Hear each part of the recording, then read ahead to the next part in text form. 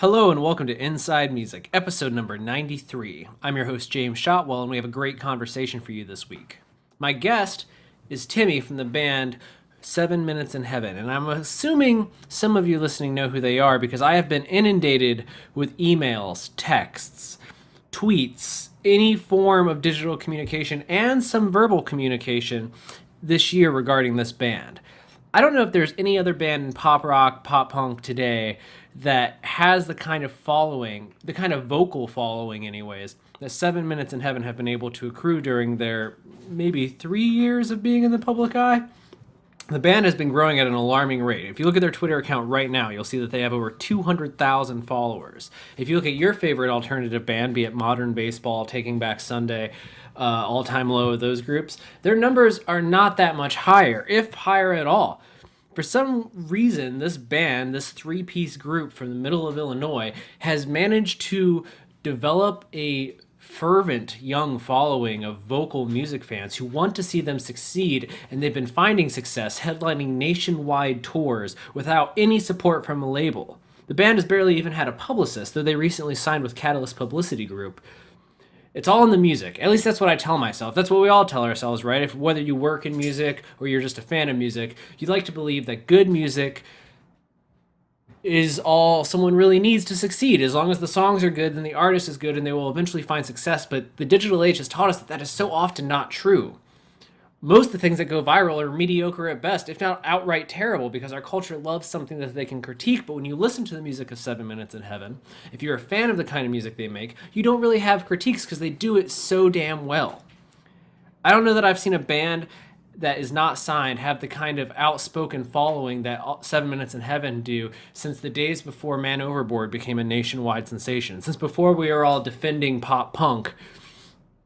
And that's something kind of incredible, and the band themselves know it's incredible, and they're not 100% sure how they got there, though we are going to talk about that in the conversation you're about to hear. I called Timmy this morning, actually, on the day the band is leaving for their latest headlining trek across North America, and we talked about how the group came together and where they're going in the future, but most importantly, we talked about how they established the following they have now. I've been wanting to have a conversation with this band for most of the year because of the amount of people that have come to me asking me if I knew who the band was, and I wanted to know what makes them tick, and I think we got to the bottom of it here. And the answer is, surprisingly, or perhaps not at all surprisingly, is that they're just a handful of guys doing their best to express themselves through the music that they love.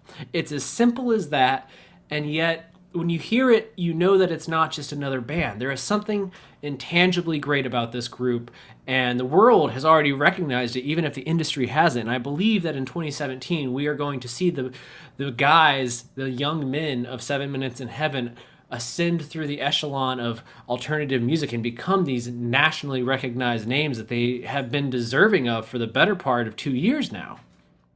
At least that's what I hope, and that's what we're going to talk about a lot about in this conversation. Timmy and I kind of get into the nitty-gritty of what it means to be a band on the rise, and how even though you've amassed a pretty vocal following, you still aren't exactly where you want to be yet, and you can't get there without certain help from the industry at large, because that's just how the way this business works.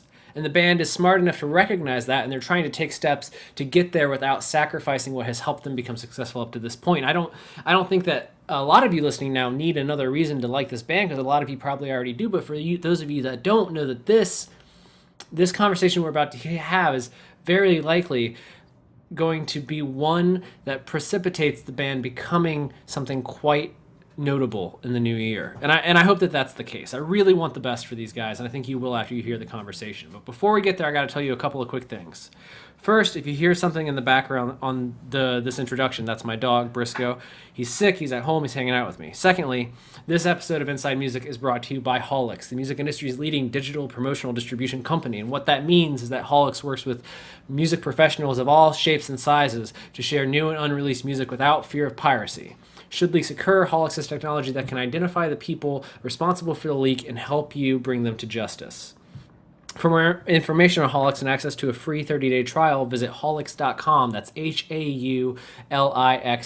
I also want to encourage you to see 7 Minutes in Heaven on their current headlining tour. We talk about the dates in this episode, but if you just Google 7 Minutes in Heaven or 7, the number 7, MIH, you will find everything you need to know about this band. I'm going to play a little bit of their music, and then we're going to get into the show. Thank you so much for listening. Tune in next week. I think we might have 2 episodes. Thanks so much.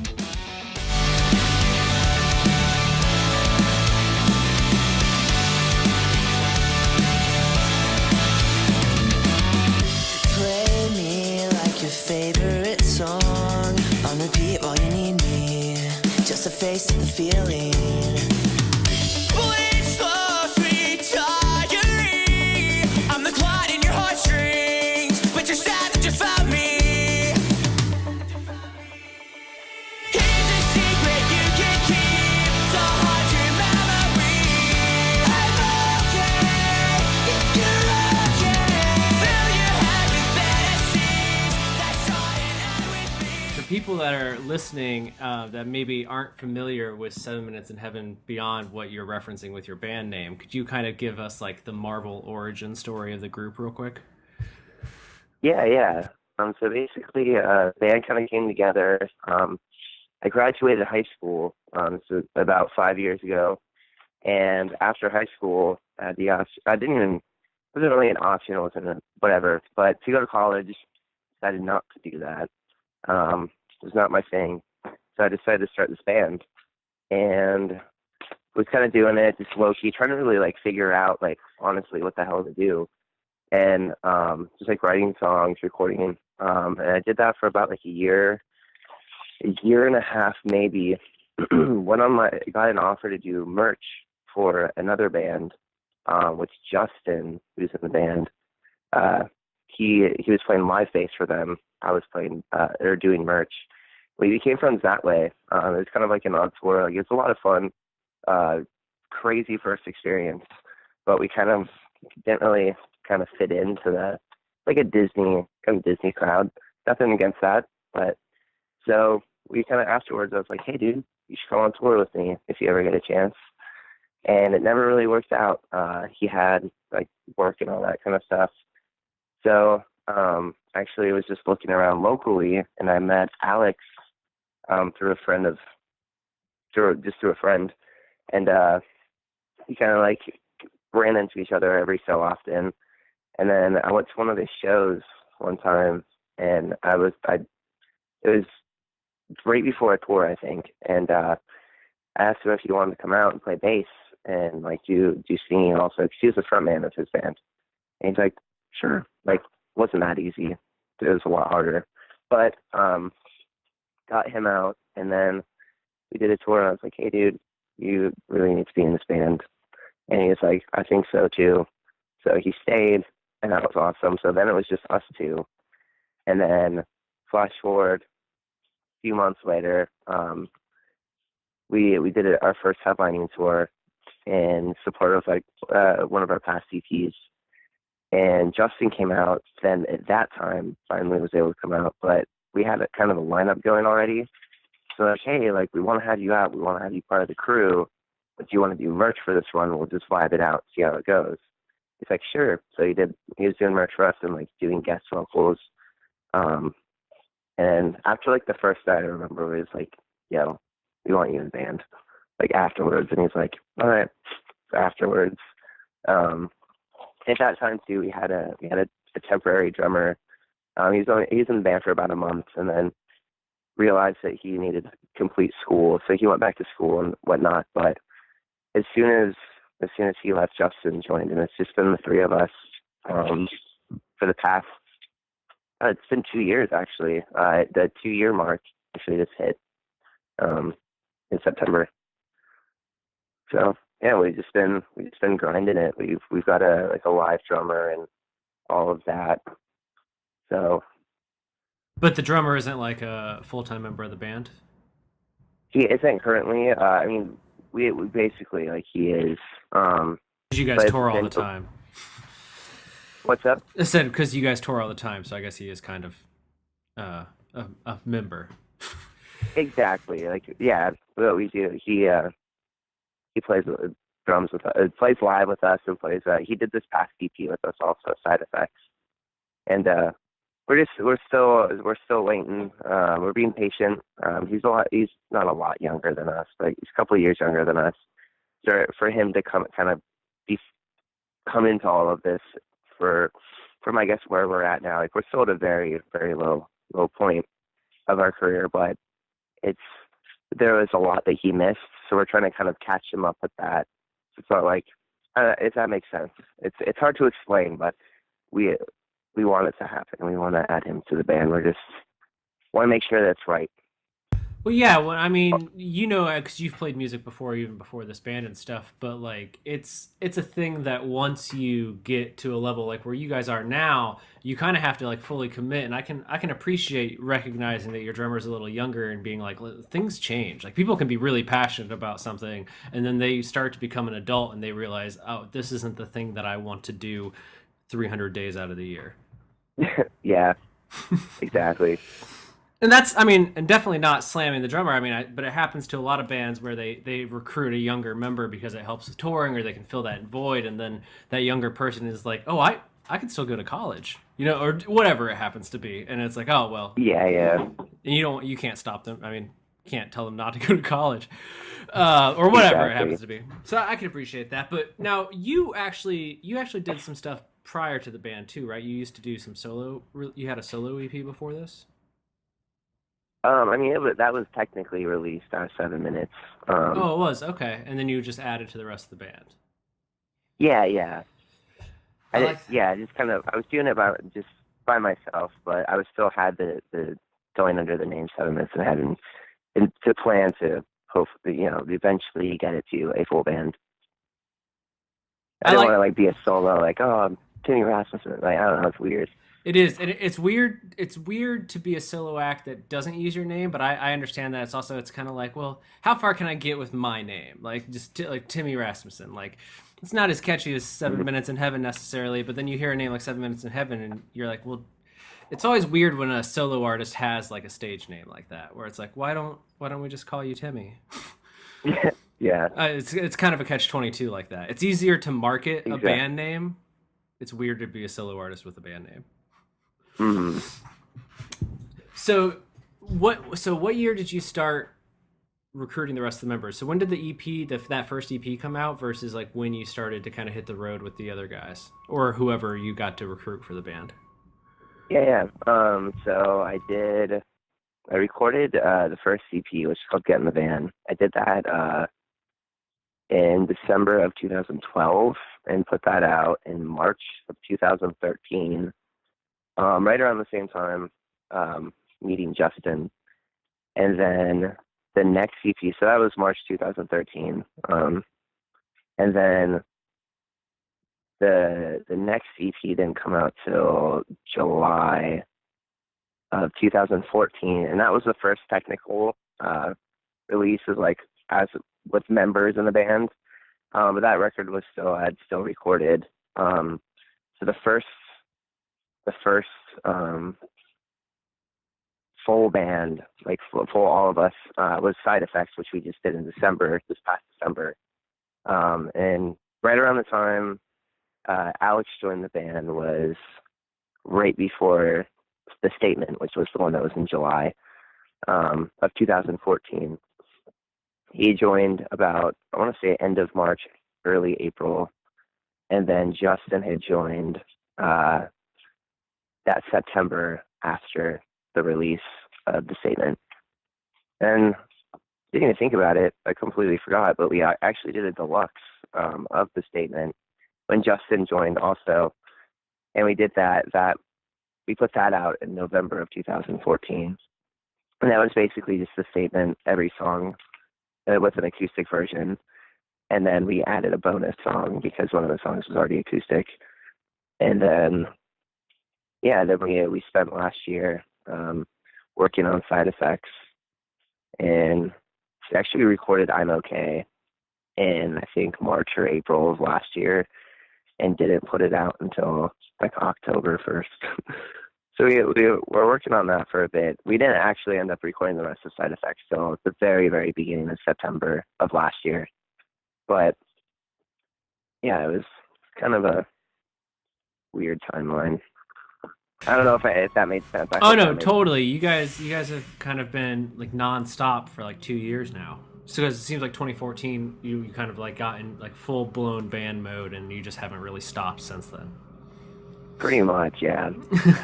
Now, when you first started, getting the name out there and stuff, I'm always fascinated because, like, I told you right before we started recording, but I've always heard your name from younger music fans, people who are like, going to shows weekly and regularly go to like smaller shows and are supporting like up and coming bands, which I love to hear.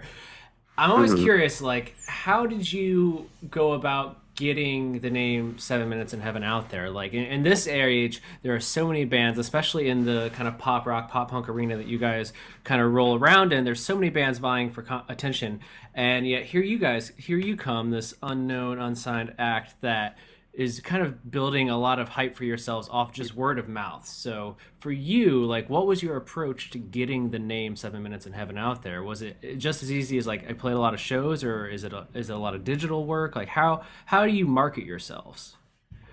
It was honestly a lot of digital work, which I later learned. I was informed that it's kind of a slow doing it. I didn't think of it, but before I just through Twitter, I'd go on Twitter, and there's this app or this website called Just Unfollow, and you could go on and you could target people, like target an audience, like anybody, like pull up anybody's Twitter. I started with the All Time Low guys.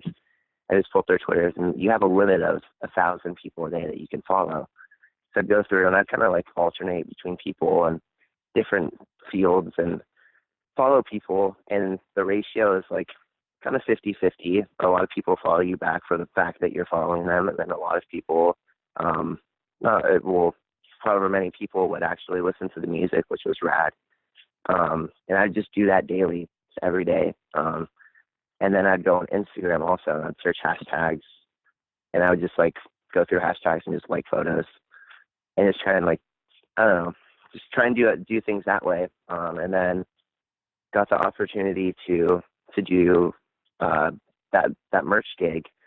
And when I was out on that, I was just honestly just handing out. I had business cards, so it was just so easy. I just had my Twitter on it and like a few band links, and we just give those out to everybody. And just try doing different stuff. So yeah, just trying to be in the right place, the right time. That makes it that. Oh, it totally makes sense. And I like that Yeah, approach. just I've never heard that approach before. Actually, I really like that. It's pretty proactive. yeah. It was a lot of tedious little things, but I mean, it seemed to kind of help get us a core like Hmm. foundation, I guess, for the following. So you basically kind of asked yourself, like, what are a handful of artists that you think would people who like, if people like All Time Low, they'll like what I'm trying to do. So then you seek out people who are like actively engaging with All Time Low, and then you say, hey, I have a band, or you at least you Ex- follow them and try to like get them to check it out. exactly. Yeah, yeah. Like I'd have basically like my method was I'd follow people and say the ratio. I follow 1,000 people a day, and 500 of them follow me back. There's a setting in the app that you could do. You can send out automated DMs when they follow you back, and one would be it's like, hey, like thanks for following. Check out this music video, or like check out this, or so, whatever it was that I had that was new, and they send them a little thing, and then or with one, the second one. So the second one, it would split up between people. So if 50 out of 100 people, if 100 people followed us, 50 of them would get one DM. Be like, hey, check out this link. And then the other would be like, hey, like, if you don't mind, like, follow my personal. And then my personal, for the people that got that one but didn't get the link, when people would follow my personal, then they'd get a DM from that also. It's like, hey, check out this link. I'm in a band, blah, blah, blah. And it just, like, it seemed to, if it wasn't one way, the other way was doing it. Just so that I couldn't be on my phone at all times. It was kind of cool that would be going well. But yeah, it was just like really that, just trying to find the right people. Just honestly targeting. I'd go through. I had just a huge list. I had like all the Pierce the Veil, all the members, Twitters, All Time Low, summer, like literally every band that I'm just like into. And I would just have all of their like individual personals. And I just changed daily. I'm like, all right, today I'm going to do the Somerset. Today I'm going to do All Time Low. Today I'm going to do Of Mice and Men.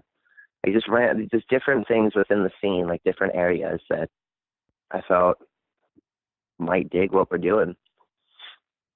And then just, yeah, we've just been honestly trying to, last year we spent more. This year we've just been more low-key writing year.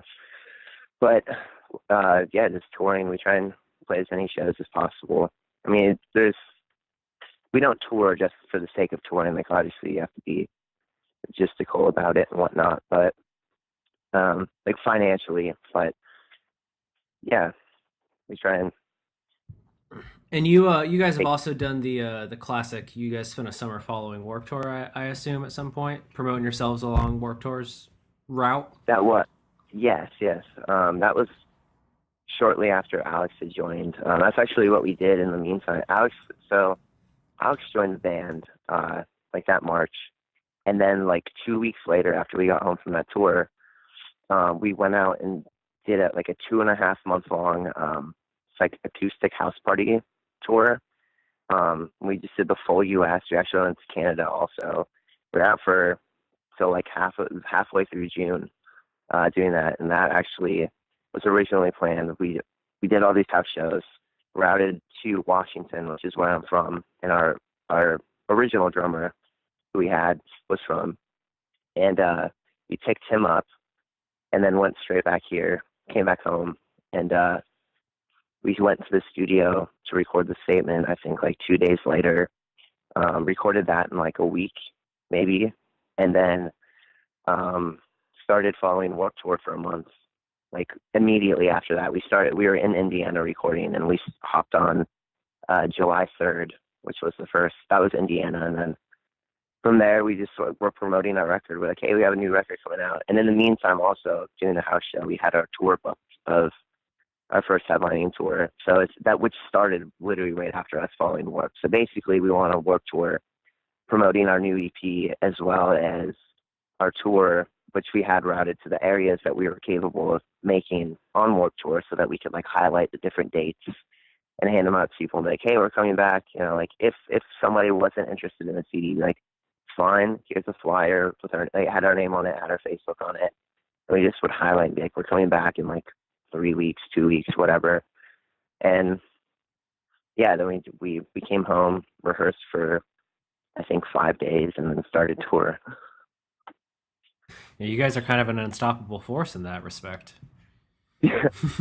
Try. Thank you. No problem. I really like this approach, because a record like Side Effects has been out like 10 months now. Just literally this week, it would be like 10 months since December is 2 months away. But because you guys are kind of this band that thrives on word of mouth versus like having a proper PR publicist all the time and stuff like that, it kind of gives the album more time to breathe, because people can kind of discover it on their own route, and it's not like everyone hears it the first week and then no one talks about it again. Like, people kind of over time discover your band in their own way through word of mouth or through links on Twitter or somewhere else. It kind of seems like you're able to ride a release a lot longer than you might be otherwise. Yeah, I never really thought about that, but yeah. Well, I mean, so. now I give you something to think about on the road today. Seriously. But going into Side Effects, for you, I mean, the statement was a pretty big EP. That's when I first heard the band. I think I heard the deluxe edition is where I first came in, and then Side Effects has been it's been doing well for a while now. I remember when I'm Okay had the premiere when you were doing the thing with Guns. That was all nice, and you guys definitely get the attention of some of these bigger foundations. So I'm curious, has Side Effects, now that we're 10 months away out from the release, has it done for the band what you hoped it would? Like, are you where you hoped you would be a year after releasing that EP? I think so, yes. Absolutely. Going it, like, we're hoping with Side Effects that it would get us on the radar of some just of bigger names, bigger people. People would take us more seriously, and I think that it did that, like, did all of that. And I think that, I mean, like, of course, like, we're hoping that to tour nonstop on it. And this tour we start today is going to be the second tour that we've done on it this year. So it's not didn't tour as much as we wanted to on it, but I think that it set us up for a lot of cool shit which is what we were hoping it would do. So I would say Side Effects definitely did the thing. So now I'm curious. I know you guys had this tour. You had a busy summer. You got on Warped Tour stage and stuff. So that's a lot of kind of those notches in the belt accomplishments all bands in your realm are kind of working towards. So now as you're looking Yeah. at this headline tour that is going to take you, is this throughout the next 2 weeks? You got this 2 week tour. What in your mind is the next step for a band in your position? Like, are you seeking a record deal? Are you just gonna stick with this DIY thing? Because it seems like you're doing just fine on your own. I'm curious when you look to the future, like what it is you have your eyes set on right now. Yeah. I mean, the biggest thing for us this year has just been writing. Our biggest objective is just to be writing for a full length, writing for just as much as we can, just to have, I guess, shopped around and whatnot. And I think, I mean, that we definitely, like, we have a very, very unique team. We're very, like, we look at it as that we're all like underdogs, I guess. And we all have a lot to prove. So it's cool. It's a cool mentality for all of us to really help drive each other. But I think that the next step for us would possibly be to sign, but I don't know. I don't want to. Not gonna go too far into it, but it might. We're looking around, possibly. But I don't know how to say things without saying them. So this is hard.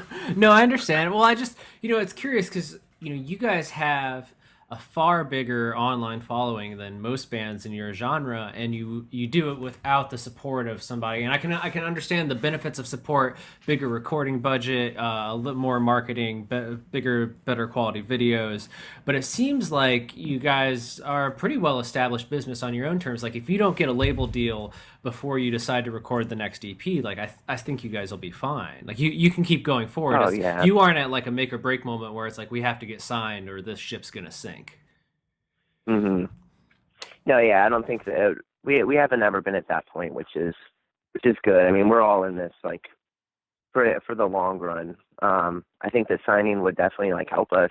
It would like we've gotten to that point really, where we've gotten as far as we can without needing a label, because there's a lot of things in politics and things that there's favors and all that kind of stuff that are against us.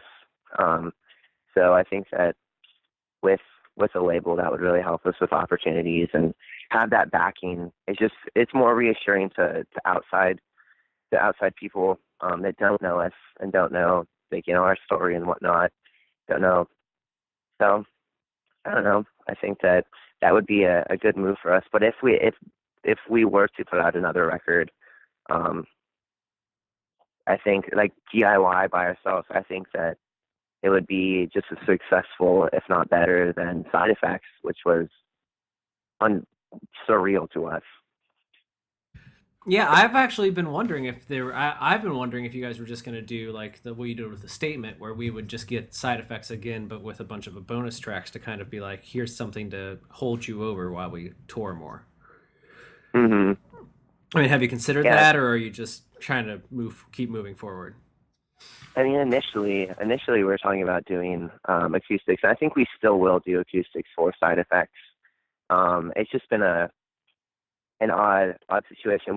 We initially were writing for a full length this year, and then we've narrowed it to, I guess, an EP, an extended EP. But yeah, I think that with that I guess just before we were a load, I guess, with doing acoustics for Side Effects, we kind of wanted to keep pushing it how it is, and then. I mean, I don't know. We haven't really gone too much into detail about doing just a strategy for doing the acoustics, but I'm pretty positive that will be something in the future for sure.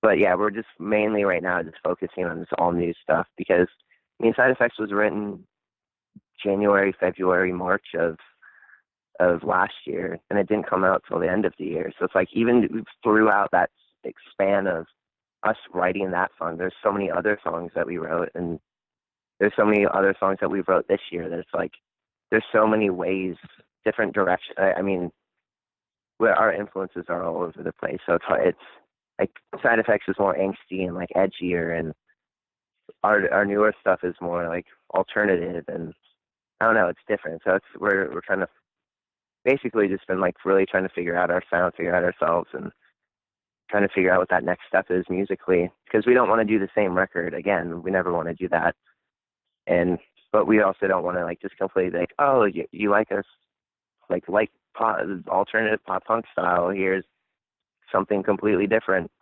Not that we would do that, but I mean, our writing has developed a lot since, and Well, I don't know. I don't think a lot of people realize sometimes that, especially a band in your position, it's not a matter of like a lack of creativity that's a lack of new material or the reason why you don't record more often or you don't do full lengths. It's more like it's budgeting, and it's like you kind of hit it perfectly. It's you are evolving as a person and as a songwriter, but you understand that your brand can't make like leaps and bounds like you do as a person. You're like, oh, you have to kind of cater to your audience a little bit, where you're like, okay, I want to tell a narrative that they can follow. Exactly, yeah. So when you get the chance to kind of crack open the songbook and share with us the last year of your guys' lives, because I feel like the EPs that we have so far, I guess three if we count the van. When we listen to those, they each kind of feel like we're getting a little bit more of the story of your life and what's going on. So when we catch up on this year, the 2015 to 2016 as a whole, like what are the stories that you're going to be wanting to tell us? Everything.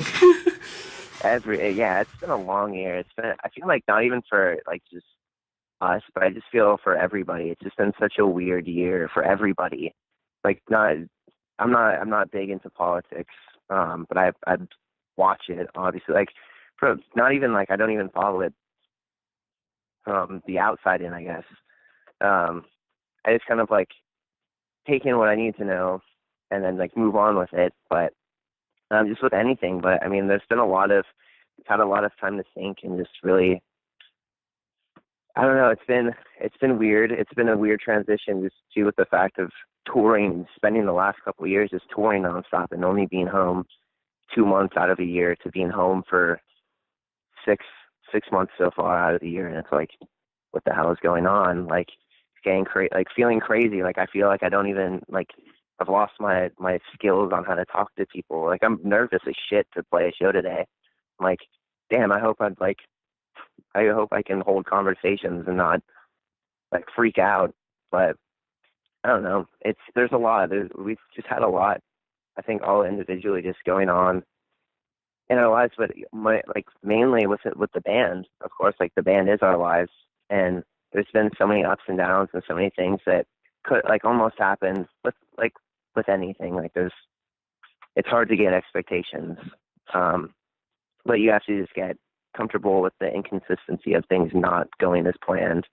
But I think that it's definitely like through the struggles and the things that have fallen through, it's made us stronger as people. And I think that just honestly too, just seeing things pass by, seeing things happen, and just watching from the outside in, and like kind of being on the inside a little bit is the weirdest thing. 'Cause it's like we have like a foot in the door, but then we're like, hey, we're here. But it's like, I don't know, just like keeping, I guess, cold shouldered or whatever it is. So we've got a lot to prove for ourselves, and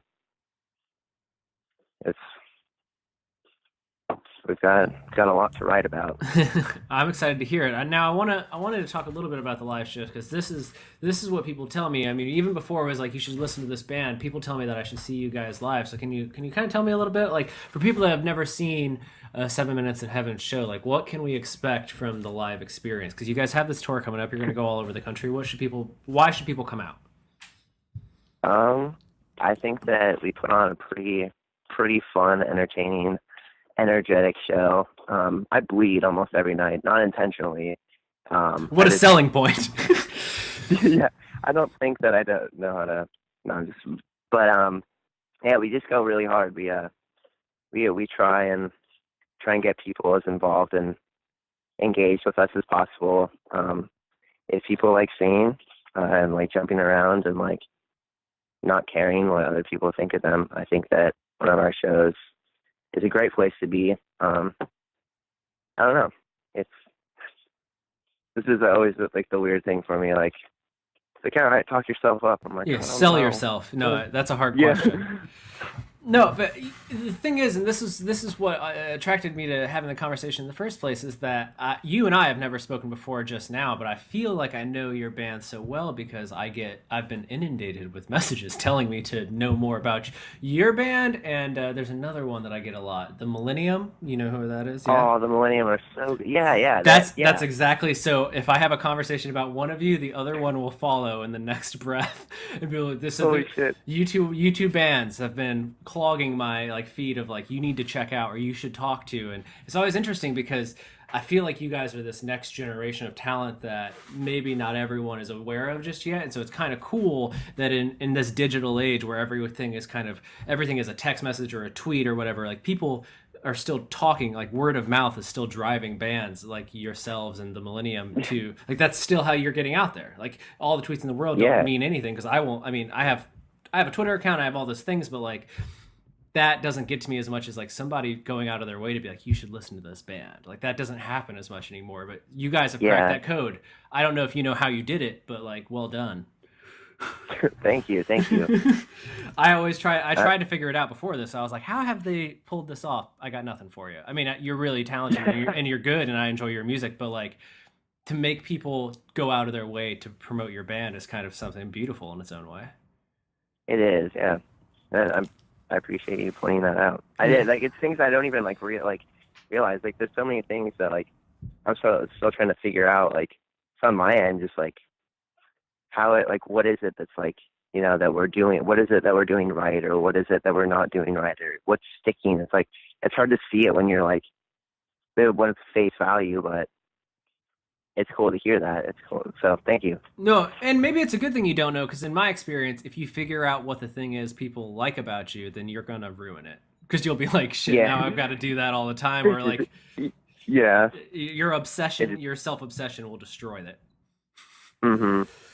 That's a good point also. Yeah, so maybe you're just better off not knowing. Just keep doing what you do, and as long as people keep coming, it's working. It's working. Sweet.